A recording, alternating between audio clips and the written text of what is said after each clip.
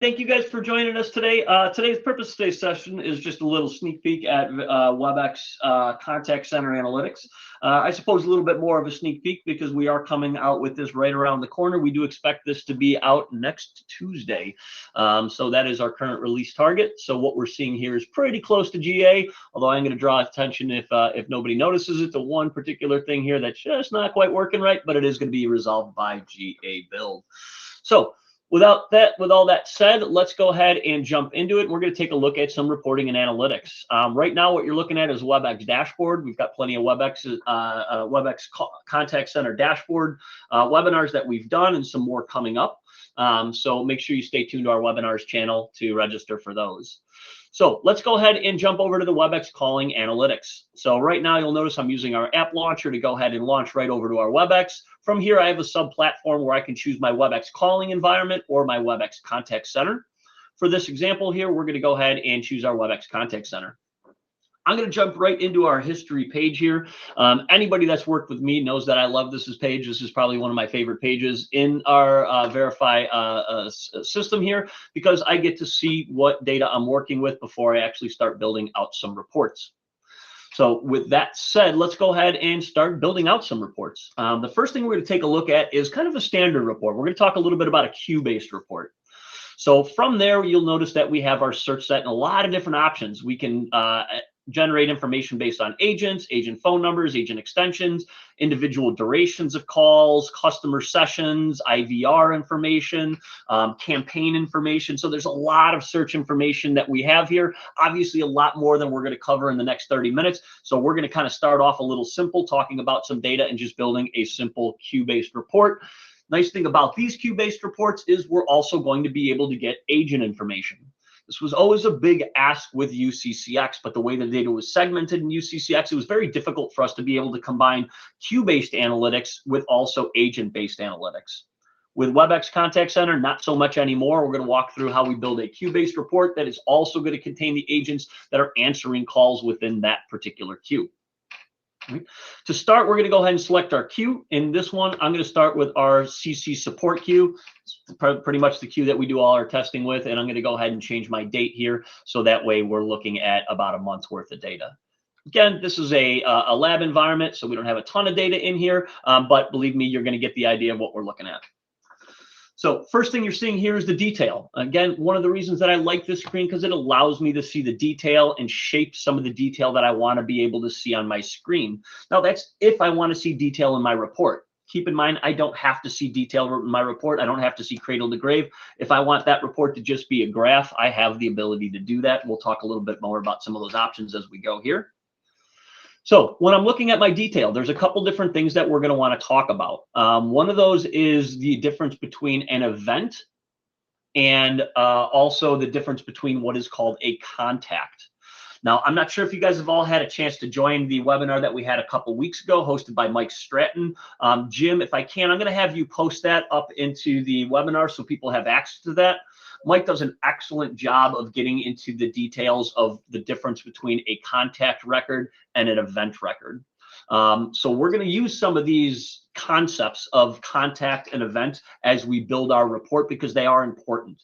The easiest way I can explain a contact and event is a contact is the call holistically. It is the entire call.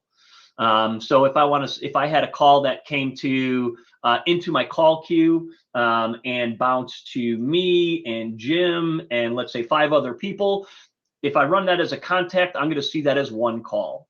If I run that as an event, I'm going to see that as 4 different calls as all of the people that it hopped off to. So contacts are a very holistic view of the call, where events are all these individual events that we're looking at. Now, as we talk about events, one of the things that I'm going to draw attention to here that I urge people to look at when they are building out their reports, especially when they're starting to look at the detail and they're getting familiar with some of the Webex Contact Center terms, we're going to make sure we have event name in our detail section as well as event duration. This field is pretty key to understanding what you have going on, and that's simply just adding it using the show hide columns. You could come in here and search for event. Like if I take it off of there, I can go ahead and search for event and it'll go ahead and bring it up. And I want to have my event name in here. And I also want to have my event duration. Now, where you put those in your data is totally up to you, whether you want your team, whether you want your queue in here. I'm going to build a queue-based report, so I'm actually going to keep my queue in there. And then as you can see, I can add a lot of other fields into my detail.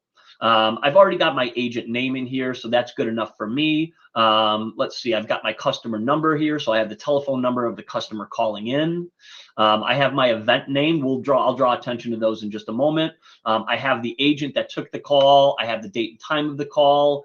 Maybe I'll scoot that around over by my queue name. And then I could add other information in here. I could add things like my contact duration. I can add things like my ring time in here. This is all just detail of what you want to see. Again, maybe contact ring time, or maybe I just want standard ring time. I could add both of them in there if I want. We'll see some of the differences here as we go. So event name, key to being able to understand what's going on with a call. These events really identify what is taking place. The call is getting queued. This is the wrap-up part of the event, how long the wrap-up took for this particular part of the call. This is the connected event. This is where I have my caller calling in and talking to me for all of 4 seconds. I'm sorry, 25 seconds. So each one of these fields is important, but that event name that we're looking at right here really defines what's actually taking place in that particular part of the call. And we're going to use those event records to build out some of our reporting. So with that said, again, if you want some additional detail on the events versus the contact information, take a look at that webinar that Jim posted out there. Mike did a great job of kind of talking through those. And then hang out with us for additional webinars as we get more into contact center reporting here. Again, if you look through here, there is a ton of information that we have to pick through. We are really just getting the tip of the iceberg with what we're able to see and what we're going to be able to cover today. Skill-based reporting, campaign-based reporting.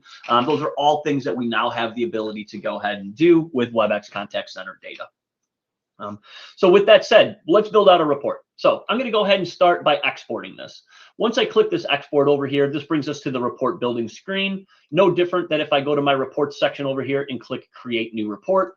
But again, I like to work out of here because it will allow me to save the information that I had in my system here. So current month, let's export this data and we're going to save this report for future use. I'm going to call this a call queue with agent info report. And we'll get rid of that guy there. The next thing we're going to do is we're going to take a look. Our search set stayed the same. If I want to have multiple queues in here, I can have multiple queues in here. That's no problem. I can then also break down the queues and the agents in a single report. One of the beautiful things about grouping and secondary grouping is it really gives you a lot of options to add multiple pieces of information in here, but also see where those calls are being handled by those individual queues. So the first thing we're going to do is we're going to set our queue statistics. So when we go to our queue statistics, we talk a little bit about, again, the difference between a contact and event. So we want to get the count of our calls, and that's our contact count. This is going to show us how many unique calls have come into our queue. When I say unique, this is not counting how many times it's hopping back and forth between Victor and the queue and the IVR and back to an agent and then maybe back to the queue. This is saying, hey, this particular caller called in once. This is how many times they've called in. So that is going to be my contact count. Now that I'm using this contact count, I'm going to kind of keep that same contact platform throughout my entire report. Now, I can mix event counts and contact counts. And again, the purpose of this webinar is not to go into the difference between contacts and events, but to show you how to build a good, solid queue-based report. So now that we've picked our contact count, we're also going to use other contact metrics that are important. Like I'm probably going to want things like my queue time.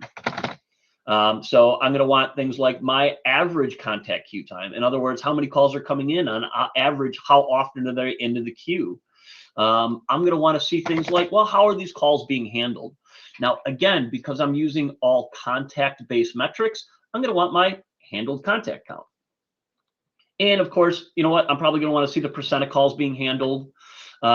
Things like abandoned calls, if I could spell it right, are also going to be important. But again, because I'm basing this all off of my contacts, I'm going to keep that same format here, and I'm going to add my abandoned contact count. And I'm probably going to want to see what percent of those calls are actually abandoned. Now, some other things that are going to be important to me, I always like to see anytime I'm looking at any of abandoned calling is the average abandoned duration that they're in the queue. So if I look here, I have my abandoned contact queue time, and I have my average abandoned, oh, that's my event, my average abandoned contact queue time. This is going to tell me on average, how long are those customers that are abandoning these calls staying in the queue? So when I start to pull my queue time and I start to look at my abandoned queue time, I'm going to want to make sure that my queue time is less than what my abandoned average queue time is. That means that I'm getting to those customers more often or quicker than they are normally abandoning a call. So with that said, one of the things that we're missing is we have our average abandoned queue time, but we're also going to want our average queue time. So let's go ahead and get that in here too. Or let's see, do I have that? Oh, I already have my average queue time in here. Let's add a couple other things. Let's go ahead and get in, how about handle time? So we have how many calls are being handled, but we probably want to know the, how long on average, how long is the handle time? So we're going to add our average contact handle time. I always like to understand how my agents are talking with customers. Do I have excessive talk time? In other words, if I expect my average call to last about 3 minutes, and that's literally on the phone with the agent for about 3 minutes, is my average talk time more than that? So we'll probably want to get something like our talk time in here. And we're going to use our, again, average contact talk time. Now I can add contact talk time, but that's just a big summary. If I'm running this for a month and it says like 15 hours or 80 hours of talk time, that's not necessarily a super useful number. But when I'm looking at an average from a queue level for a long period of time, those averages give me a good depiction of how my agents are handling those calls. Now, another nice metric that I always like to add is hold time. In other words, am I the type of organization that is regularly putting customers on hold, or is that more the exception to the rule? And if we do put customers on hold, what is the kind of average amount of time that I would expect a customer to be on hold? Nobody wants to sit on hold for 5 minutes or, even 3 minutes. But what is that average time? So essentially what we're doing is we're just moving our values left to right that are most important from a queue-based perspective. Because essentially really all we're doing right now is working out of our search set. And our search set is based on our queue. So we're adding our queue statistics. Now, one of the things I talked a little bit about in the beginning is I said, what, we're not kind of done here. Besides being able to just see what's going on with the queue, we may also want to see what our agents are doing. So for that, we move over to grouping. We've got our search set to our queue. We've got our statistics for our queue. Let's go ahead and also see what those agents are doing from this particular queue. We do that by enabling data grouping and then just going to, and we're going to use our agent name as our summary value. So what this is going to do is it's now going to group on all of the agents that are taking calls for the one particular queue that I had added. Now, if I have a bunch of queues, let's say I added all of these queues in here and I said, what, I want to see which agents are taking which calls in which particular queue. I could do that as well. I can come in here and I can do my CSQ name and do a secondary grouping of agent name. What that's going to do is it's going to break down not only my queues, the values for my queues, but it's also going to show me what the individual agents are doing in those particular queues. Right? So that's a great way to look at multiple queues, multiple agents, especially when you have agents that take calls from different queues. Is this person taking more calls out of my billing queue than my technical support queue? Are they taking more Spanish calls than English calls? Vice versa. Those are all important metrics. For this example, again, we're going to keep things simple and we're just going to go ahead and keep with our agent name here. And we're not going to do any secondary grouping, although we could. We're really only using one queue. We could break this down into teams. We're going to keep it relatively simple. Purpose here, let's break out a nice, easy to read queue-based report that has agent information. So now that we've identified our agent name, we identified how we're going to summarize this data. The next thing we need to do is we need to identify what values we want to see for our agents. Now, I could keep contact count in there because, again, contact looks at the whole call. But because I'm really breaking things down from an agent perspective, I'm going to try to do as much agent information as possible. So if I just come in here and type in agent, I'm going to get a lot of the agent information. So what I want to see here from my agent is, one, how many calls are being presented to my agent? Maybe two, I want to see how many calls are being handled by my agent. I'm a big fan. If anybody's worked with me in the past, they know I love this ring no answer count. Lets me know if agents are letting calls ring through, throwing them into a potential not ready state. In other words, it's a good identifier of potential agent abuse. But what it's also a really good identifier is understanding, is our wrap-up time long enough? If I have a lot of my agents and various agents that are constantly going into ring no answer or receiving calls that they're not able to get to, that normally means that they are still trying to wrap up the previous call. And perhaps I should extend the wrap-up time another 30 seconds or 15 seconds to give my agents the ability to clean out what they needed to do to wrap up the previous call and then move on. Speaking of wrap-up is also another thing that we can add in here. So we can add wrap-up events. Let's see, we're going to want to see let's add the average event wrap-up time. All right, this is going to strictly look at all the different wrap-up events and give me the times for all of those different wrap-up events. Now, the other thing that we'll like to add here is I always like to add, this is a really good metric I like, and I think we're going to improve on this a little bit. So there's an abandoned metric here. Now, in our report, we have our abandoned call count. This is going to look at all abandoned calls. But there's going to be times where I may want to try to identify calls that may have been abandoned that are ringing at an agent. In other words, perhaps I have a rate agent that lets things ring too long. So I may want to be able to say, hey, you know what? How many calls may have rang at this agent that they just didn't answer? So I like to add abandoned contact counting here because that's going to help us identify from a contact perspective how many of these calls are abandoned. But because we're filtering this on agent, it's strictly going to look at the calls that were abandoned ringing at an agent. When I said I want to improve that just a little bit, I actually want to just more or less kind of change the name of this so I can identify strictly how many calls rang at abandoned versus how many calls abandoned in the queue. I think that would be a good metric to understand, how many calls are actually getting through to people, but then hanging up, or ringing at people, but then hanging up, because that gives me a whole different perspective of things to look at.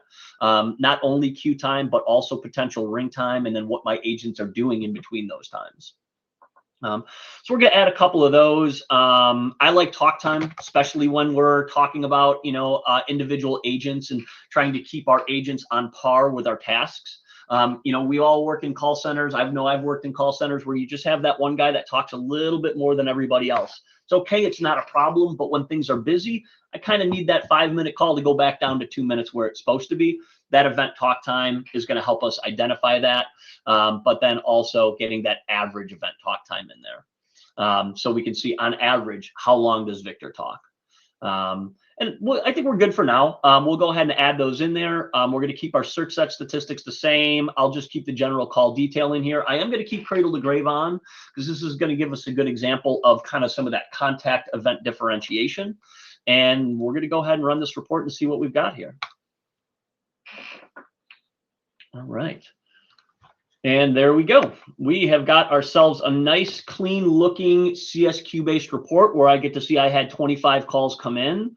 I can see the average amount of queue time that these are spending in the queue, like on average about 11 seconds. I could see that we handled 12 calls. Now, anybody that's a mathematician out there or even not a mathematician may notice that, 12 out of 25 is not 82%.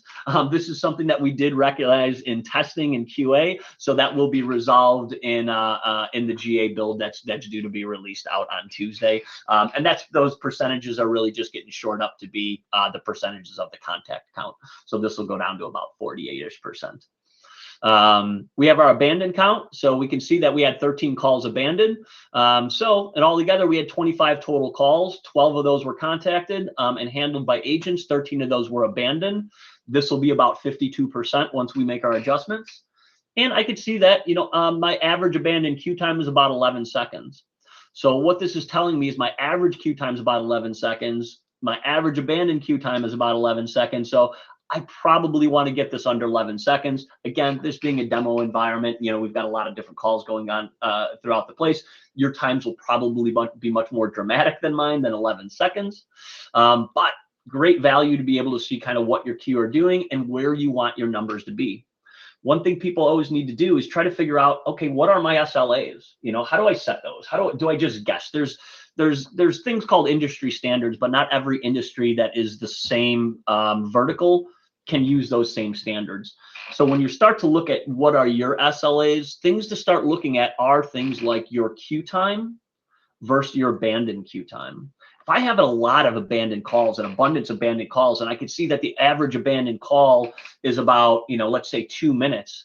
Well, that means my SLA should probably be about 1 minute and 30 seconds. Because that means I want to be able to get to those calls before 1 minute and 30 seconds. So that's a good metric to start developing what some of your service levels should be for your organization. And then I have my average handle time, my average contact talk time. Again, all the metrics that I added in there. Now, the cool thing is again, Webex Contact Center, now not only are we able to see the queue statistics, but we're also able to see the agents. So I get to see how many of those calls for this particular queue my agents are handling. And like I said, if I add multiple queues in here, I can break this down to say, hey, for CC support, these are all the queues that were handled by these individuals. For, you know, the next queue over, the overflow queue, these were all the calls that were handled by individuals in the overflow queue. Now, it could very well be that Victor is in both queues and he handled 5 for the standard queue and 6 for the overflow queue. But that's great information to have because it does let you know that, hey, this person that's in this queue is handling more calls than just this queue. All right. Then we have our ring no answer statistics. So we can see that, you know, our friend Mike Stratton over here, who did the webinar a couple weeks ago about contacts and events. He had one call that was a ring no answer. So all in all, what we're seeing here is, you know, 8 calls presented to our agent. 4 of those were handled. 1 of them was ring no answer. 3 of them were abandoned. So we're accounting for all essentially 8 of our calls using our agent standard statistics here. So this is a great start, easy report to be able to build. It's really just understanding the right metrics, but then we can also add on here. So if I wanted to, now that I save this report, I can go back and say, you know what, wrong report. And this guy right here, I could say, you know what, I also want to see some hourly statistics. Maybe I want to be able to see a graph that shows hour of day and perhaps day of week on how those calls were coming in and handled. So I can say total calls. I want to say the agent presented calls, ring no answer calls. I could add those in here. And then, of course, you know, anything like abandoned calls, things like that can all be added in here. But what I'm doing is I'm essentially just adding on to what I had before. We'll give that guy a save and show you real quickly what that looks like.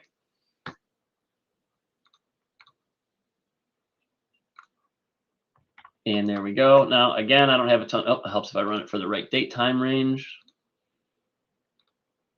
So go ahead and pick on the current month here. Get that for you. And now you'll see we've got a nice call graph in here that's going to break down our hours of the day that we're busy, our days of the week that we're busy, and we can continue to add. If this is a monthly report or a quarterly report, I can compare month over month statistics and things like that. So this is a great report to be able to start with and be able to give a lot of great information, help you navigate through the interface. Now, one of the next reports I'm going to build out here, and I know I only have about 5 minutes to do it, but this is something that we've gotten asked for a lot on by our early access customers. And this is a first call resolution report, identifying those repeat callers and when they're calling in. So just in the interest of time, I'm going to go ahead and pick our same queues here. And I think I'm going to do our overflow queue in this one too, because I know we get some calls in there. Now, this is really where it comes to the difference between events and using events to build our report. So if I just run this report right now, this is obviously going to give me all of the metrics and all of the calls that came through. But when I'm talking about first call resolution, I want to see the calls that were answered, not necessarily the ones that hung up and then called back in, although that's important and that could be another report. I want to see what callers got handled by one of my agents, but then called back in. And that's what we're going to build out here. Now, the way that we do that is by picking on the actual event.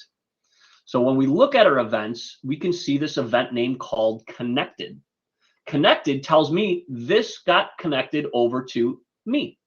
And that was for talk time of 25 seconds. So we're actually going to use that event to filter down on just the connected calls. And what that's going to do is only show me the calls that are being answered. So you'll see we went down to all of a sudden just 12 calls. Now that's great because now we're only showing the calls that were answered. We have our phone numbers in here, but we want to expand on this. We want to see if any of these callers called in more than one time. Now to do that, we're going to move over to our grouping section. And we're going to get rid of all of this stuff right here, and we're going to group off our customer number. All right. Now my search set is still the same. My search set is just the queues that I want to monitor. This could be agents. This could be teams. This could be skills. It really doesn't make a difference. I'm just picking queues because it's a very high level organization hierarchy. But the key to this one is making sure that you're only getting those connected events, because that means it was handled by an agent. Now, the second part of this is being able to group this by that customer number. That's the person calling in. So I want to be able to say, hey, for all of these events, for these people calling in, I want to be able to see from highest to lowest how many times they called in. Now, the second key to this is using this minimum primary grouping total count right here. What this does is it says, show me all calls that had at least 0 calls into your organization, or at least 1 call into the organization, or at this place, at least 2 calls into the organization. So by setting this to 2, it's only going to show me calls that called into my organization and talked to an agent more by 2 or more times for my report time period. Now, I'm running this for a month, and this is a test environment, so I'm not going to get a ton, but this may be a daily report. This is also a really good widget to say, okay, why did this customer call us 10 times today? Or a great report to say, why did this customer call us 15 times this week? So we have our grouping in here. We've got our minimum primary grouping set to 2. I'm going to get rid of all of these statistics because, in all honesty, I'm not looking at agents. I don't care what the agents are doing. That's not the purpose of this report. The purpose of this report is to see these repeat callers. So I'm going to go ahead and add the event count in there. I'm going to add things like the average duration. So we're going to add the average. In this case, we're going to add the average event duration. Now, why are we doing it by events? Because we are filtering this down to a very specific event. This very specific event is when the agent is talking to somebody. So I want to know how, on average, how long is that talk time for these repeat callers. Now, we can include summary search set. In other words, in all honesty, we can include all of this, but we don't really need to, because I'm not trying to get a summary of queues. I really just want to see these repeat callers, how often they're calling in, and then some statistics about that. So for this report, I'm actually going to just toggle this off because I honestly don't care about total calls and total summary for all the repeat callers. I just want the summary for the repeat callers. And then we'll leave history detail on, and we'll leave cradle to grave on just for giggles here, and we'll call this first call resolution, and we'll save that. And we'll give this guy a run, and let's take a look at what we did here. And there we go. We have our repeat callers. So now, again, I ran this for an entire month. You're normally not going to run this for an entire month. This is more like a daily report, an hourly report, or a widget, or a dashboard, or even a weekly report. But what I can see here is this particular number called in 8 times. They spoke with 8 different agents, and on average, they spoke for 1 minute and 33 seconds. So when you're talking about that first call resolution, granted, this is a month. This is not something you necessarily want to see on a daily or weekly basis, because for me, I'm wondering, why are these customers having to call in? Now, if I want to expand on this, I can. I can even add agent information to find out what agents they talk to. I can go through, and I like to do this as well, is I like to add some of those summary statistics that we had. Not necessarily graphical, although you can, but I may want to add hour of day or potential date metrics to see when these people called in. So if I save this, and I know we're just about out of time, Jim, so give me 1 second here. I'm going to wrap this up. I'll run this one report, and I'll pass the ball back over to you for any questions. And there we are. Now I have my 8 callers, my 2 callers, and if I look through each day of the week, I could say that, hey, you know what? This particular telephone number here called twice on August 19th, where the other one, let's see if I can find the 8 in here. I know it's in here somewhere. And there it is. August 25th, this particular caller called in 8 different times. Great first call resolution report, lays out, one, who those repeat callers are, but also lays out when they are. Is this all happening in one day? Is this person calling throughout the month? So on and so forth. All right, back over to you, Jim. No problem, Vic. Thanks very much. Very informative. We did have one question come in. Will there be canned report templates for the newly supported platform? You bet. Yeah, we're in the process of creating those. You can see some of the ones that we're creating down here already. The Q report that I demonstrated there will likely be a canned report option. We may add a couple different tweaks to it. Same thing with the first call resolution one. Again, we may add a couple tweaks to it, but yeah, we absolutely will be coming out with report templates for the Webex Contact Center. Yeah, I don't think they want to recreate that. They want a starting point for what you just Yep, did. absolutely. But I tell you what, at least they know how to. Yeah. Always refer back to this webinar.